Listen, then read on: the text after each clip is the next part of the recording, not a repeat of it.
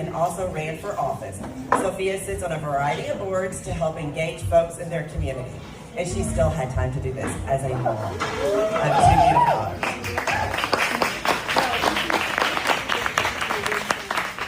Hi, everybody.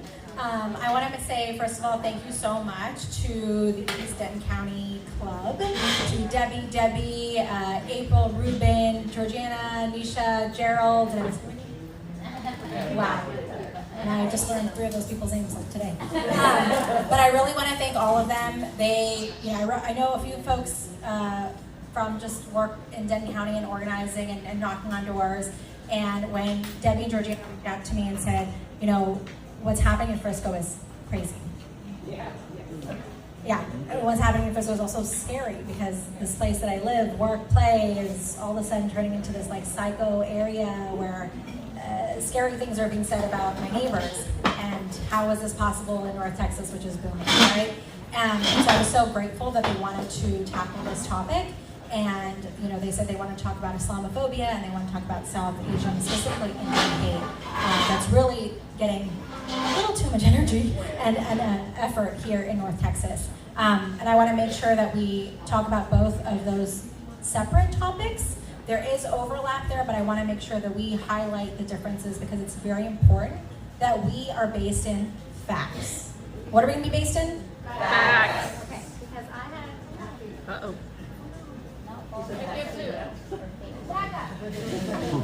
Oh, yes. So I'm a public school product, and my 6th grade pre-AP English teacher, Miss Cottrell, taught us on the first day, fear is false evidence appearing real. And I never thought that was going to be something that really stuck with me, but oh my God, is that like an important lesson that I didn't know I needed to have. And so I want you all to leave knowing, yes, all the things you're already doing as Democrats are important. The fact that you're sticking up and hearing these terrible things being said and saying that's not right is important. But I want you to leave with more substantive work. I want you to feel empowered with facts so that when you're met with this lunacy, you can say more than, don't do that, that's not nice. Right? Because sometimes that's not enough. I have a 6-year-old. Sometimes people are mean. And I teach her, don't play with them, tell the teacher, tell that person they're not nice. But I've also told her, if you've done all those things and they push you, you can push back. Okay? So we all need to be empowered with those facts. Okay, so before I keep talking, I again want to thank all of you and I want to thank the organizers. I'm going to invite up our 3 speakers who have driven pretty far to get here, and I'm so thankful for them. First, I'm going to invite over Mustafa Carroll. If you can please join us.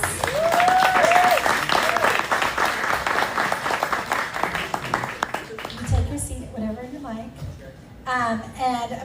I'll announce each speaker as we bring them up. Mustafa Carroll is the Interim Executive Director of CAIR, a grassroots civil rights and Muslim advocacy group. He is also a fun grandpa and served on the board of the NAACP chapter in Indiana at age 14. Also, he's Muslim. Next, I'd like to invite over Noor Sadeh.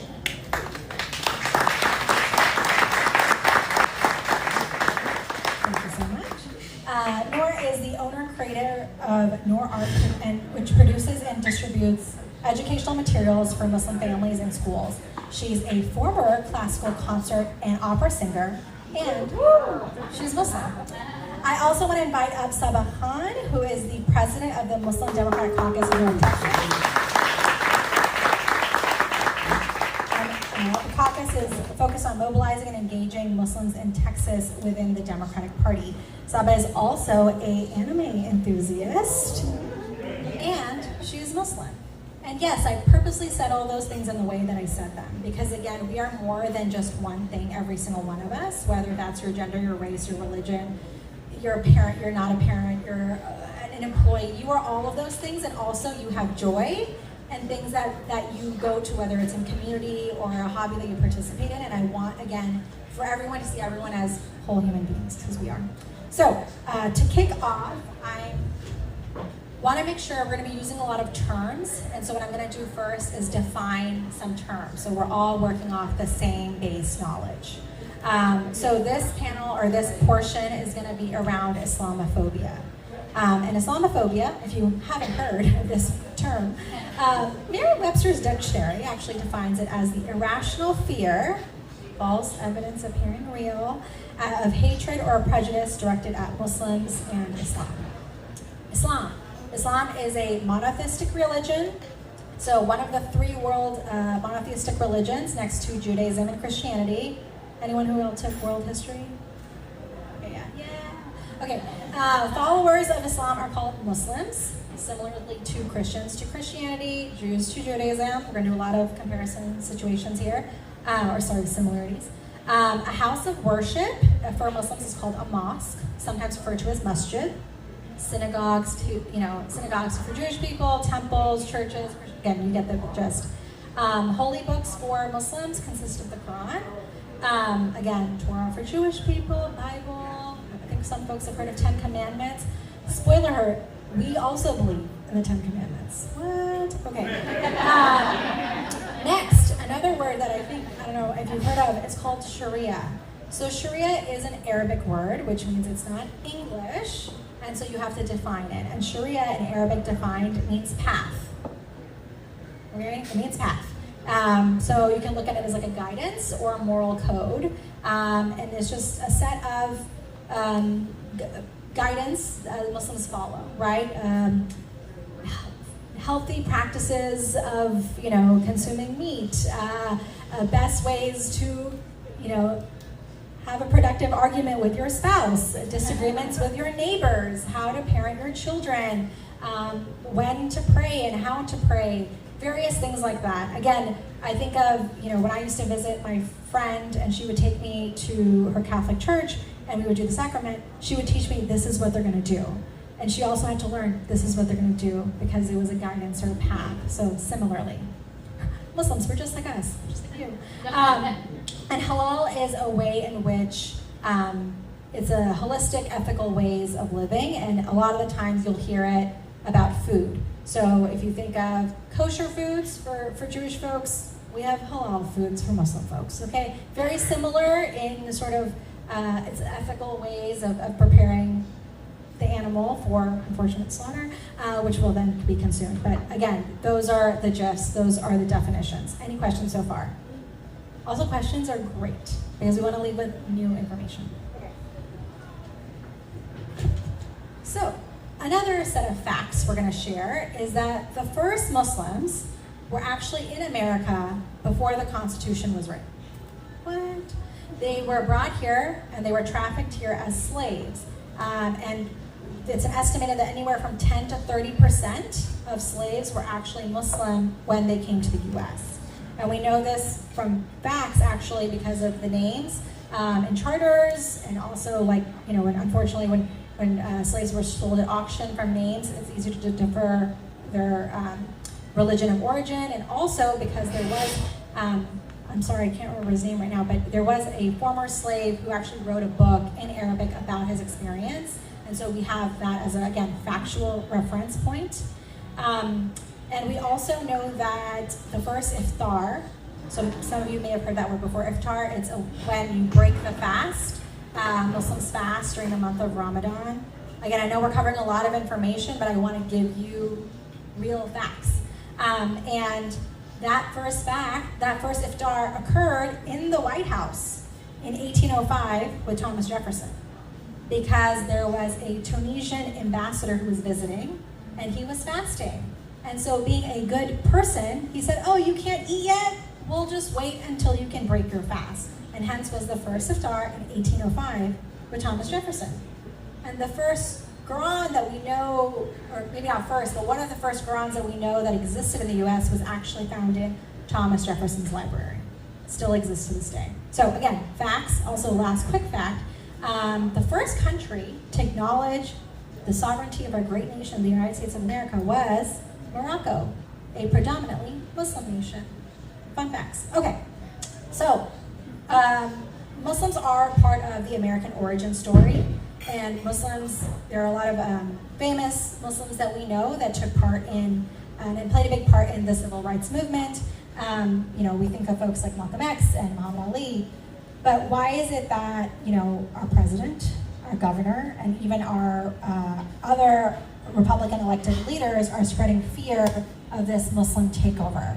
Can you speak to the reality of that, Brother Mustafa? And also, I just want to say, when Muslims meet each other, you might have heard this, we say Assalamu alaikum. And again, that's Arabic. It's defined as peace be on you. So when we see each other, we literally just say peace. And the other person says back, may peace be on you. So again, facts are really important, because when folks are painted in a separate or different kind of way, if you know what things mean, you just realize that it's false evidence appearing real. Okay.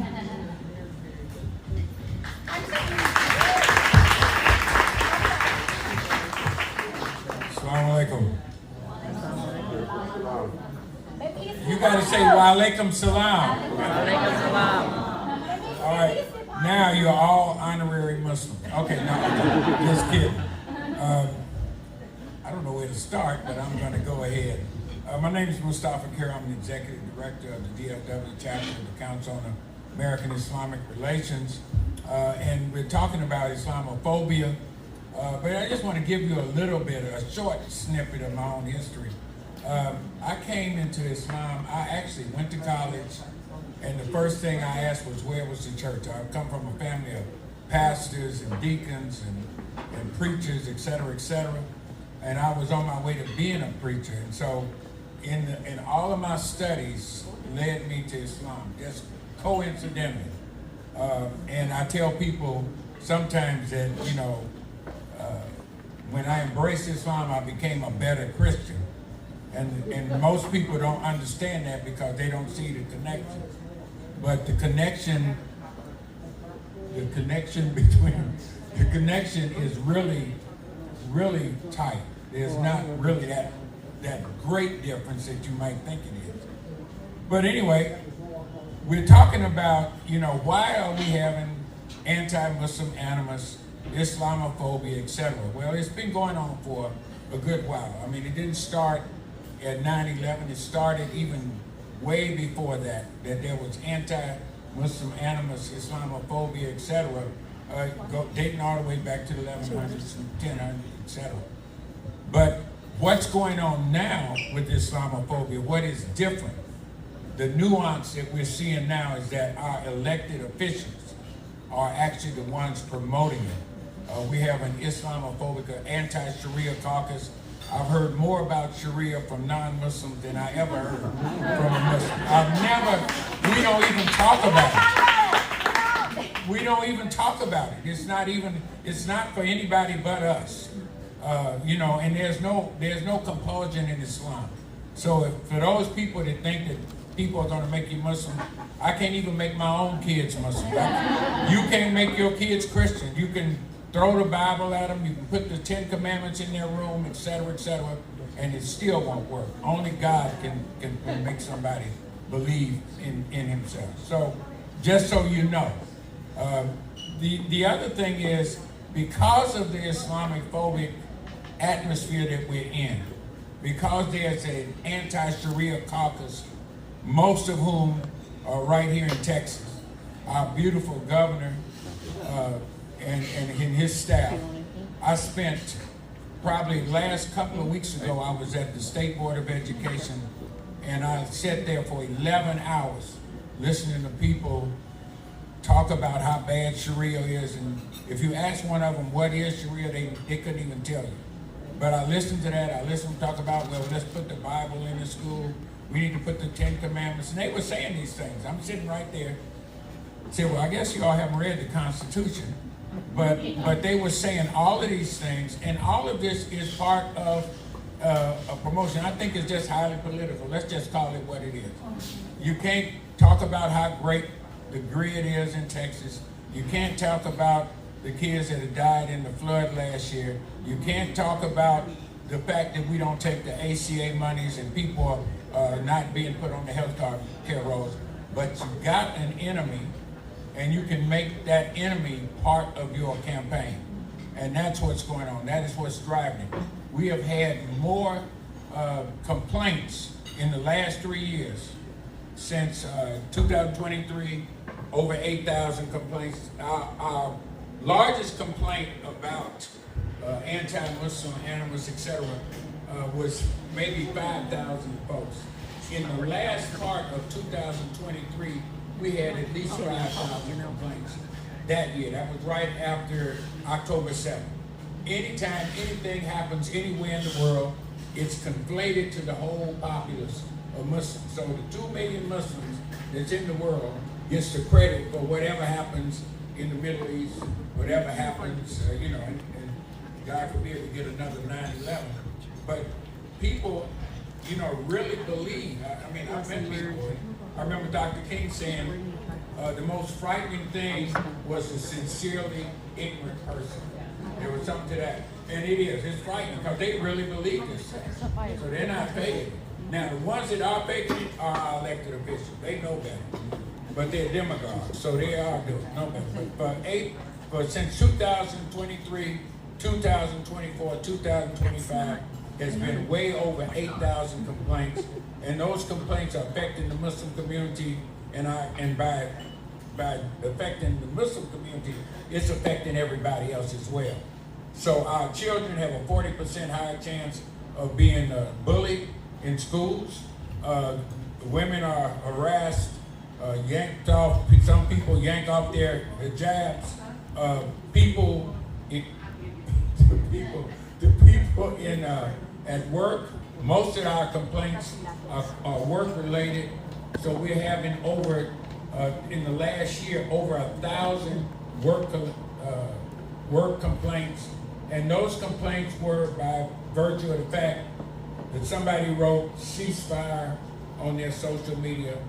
They said free Palestine, real benign stuff, nothing really heavy, no kill this or kill that, but just simple things like that. From the river to the sea, oh my God, you say that, that's been taken as an anti-Semitic mantra. So it was real simple things, and we've had people terminated, threats of being terminated, lawyers, doctors, it didn't matter. This has been going on. In prisons, prison's not a good place for anybody, but if you're in prison and you're a Muslim, that's a problem. And if you're detained, ICE, our cases with ICE have risen. People are being deported who are here legitimately, who are here with green cards, with the visas that haven't expired, who are good citizens, who have not been criminals, have no criminal behavior. That's what we're seeing now with this. And because the leader of the state and the leader of the country said it has teeth. So, that shit was fast. Okay. You can talk after too, which is great. Nobody, no, I'm through after this. No, you can ask me, I'm just kidding.